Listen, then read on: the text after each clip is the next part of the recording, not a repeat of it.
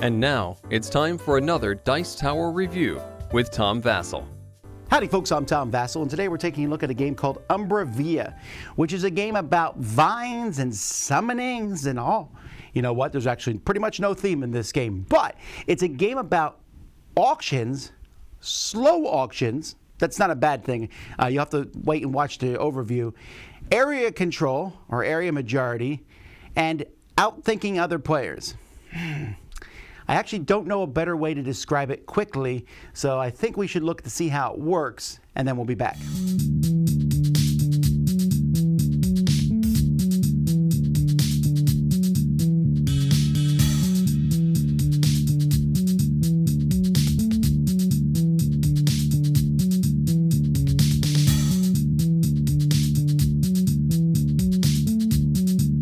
In this game, players are trying to get rid of all the soul flowers that they have on a tile here. They'll have 11, and the tile itself counts as 2. So you have 13 you need to get rid of.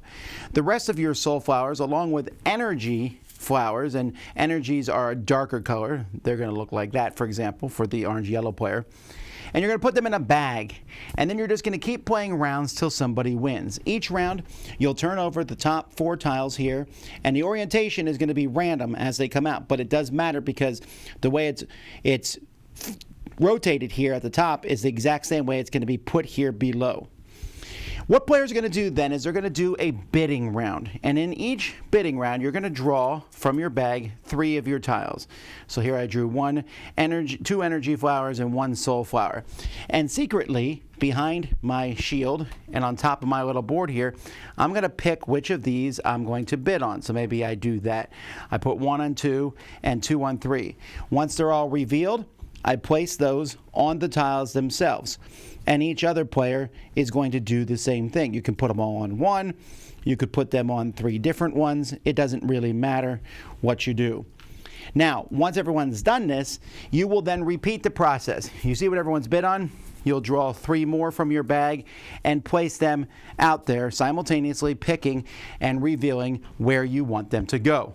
Once everyone has done that, you're then going to see which tile has the fewest flowers on, and that will go first. And then if there's a tie, for example, this is 6, so this would be second. This is 7, this is 7, so then we just go from left to right. And you resolve them one at a time. First you see who has the highest value on a tile. So we start with this first tile. Soul flowers count as 2. The energy flowers count as 1. So blue has 3, purple and red each have 1. So blue wins. This tile is removed from the game, and then the blue player gets to put this tile on the board. And you'll keep doing that. If there's a tie, then next to here you see a tiebreaker. So let's say, for example, over here you'll see that red and blue tied. They each have 1, 2, 3, 4 to 4. Red is higher than blue. Red breaks the tie, but then red moves to the bottom and everyone else moves up. So the next tie that would happen, red would lose. After you win it, you're going to place the tile on the board.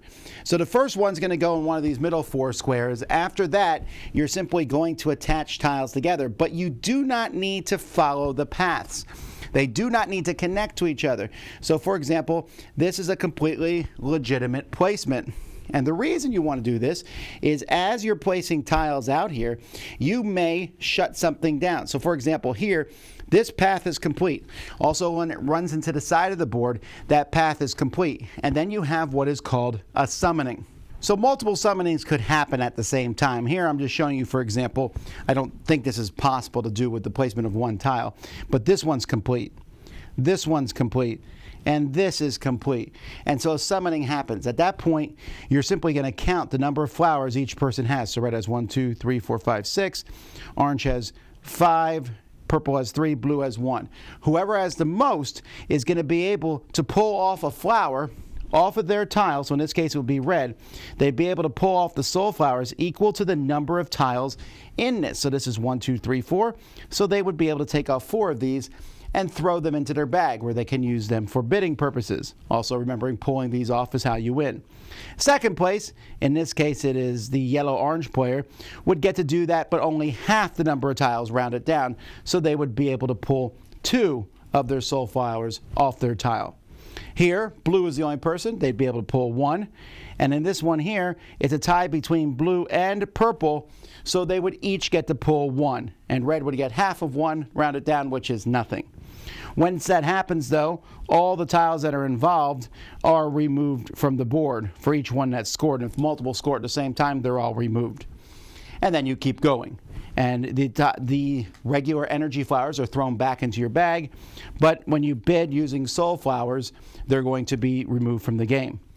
Again, the first person to get all these soul flowers off their tile is going to win as long as they can get rid of this. This counts as 2. You need to get rid of this, and you also need to be in first place when a summoning happens.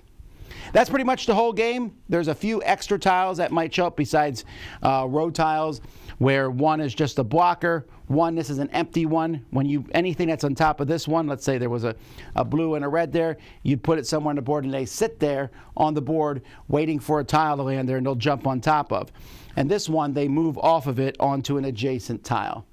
And you'll just keep drawing new tiles and going round after round until someone gets all their energy tokens off of their starting tile and then gets rid of the tile too. That person is the winner. I really like how the flowers look. They're very bright and colorful. The bags are nice. You can fit your hand into them. The board is functional. It's a little bland. I was kind of surprised to see that for all the different vines, in the title of the game and stuff. And even you have vines here on the 1, 2, 3, 4, but they're not really on the board. And I think some people may have a problem. The game is fairly abstract, but the board itself just looks a little bland. So that may be the biggest problem with the components. Other than that, they're fine. Everything fits in a nice plastic insert in the box. I certainly think Umbra Via is going to struggle a little bit from people talking about it and trying, like I did at the beginning, describe, hey, you want to play Umbra Via? Well, what kind of game is it? It's like a tough one to put into a nutshell. But it is a very enjoyable playthrough. You can actually see we played it here on the Dice Tower. You can watch a playthrough of it to see how it works. I think it scales well, although between 2, 3, and 4 players, I think it's best with 3. 4 works pretty well too. But I like the slow auction, or a 2-step auction. You bid, you look, and you're thinking, oh, that's a tile you went for. But now are you going to bid on something else? You're going to keep putting stuff on that tile. But what you bid there, it works really well. The soul flowers count as 2 when bidding, but then they go away forever. The other ones, the energy flowers only count as 1, but they stay on the tile, which is what you need to win the game. And then when you're putting this stuff out there, do you cut other people off?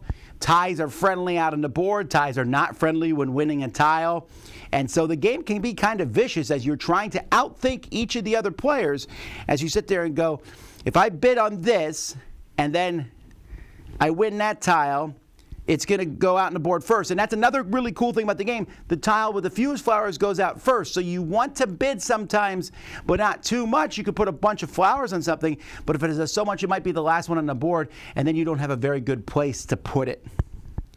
I honestly don't know where this is going to end up when people talk about games this year, because I found it to be very enjoyable, but it is very abstract. The vines and the flowers all sounds cool, but when you look at the board itself and you look at it, it looks really abstract.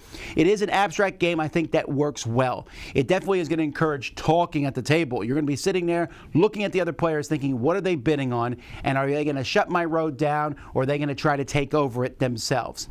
I like those concepts. I think it's pretty fun to put together and play. So an odd name, an odd theme, but a good game.